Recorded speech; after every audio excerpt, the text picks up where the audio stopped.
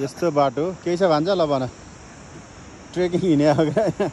हिँडा तगडा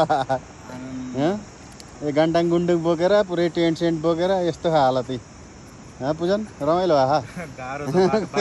बाटो यस्तो बाइक हिँड्ने बाटो राम राम राम राम फर्स्ट टाइम हिँड्यो भने हेर ठाडै छ क्या ठाडै छ क्या ठाडै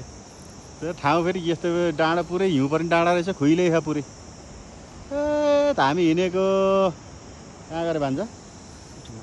एबिसी नर्थ एबिसी अनि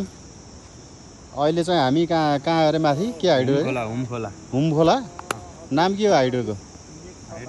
थाहा छैन नाम चाहिँ थाहा भएन तर ठाउँ चाहिँ हुम खोला ए पुरा यस्तो पुरै क्याम्पिङ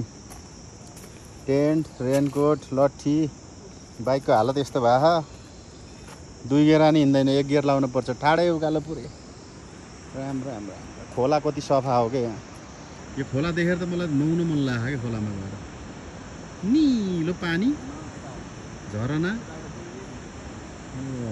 झरना कस्तो छ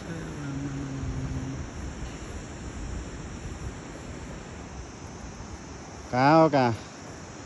अब हिमालतिर उतै डाँडातिरै घर बनाएर बसौँ कि जस्तो भइरह अब फर्किनै मन लागेन दुईटा बाइकमा एउटा बुलेट एउटा पल्सर 220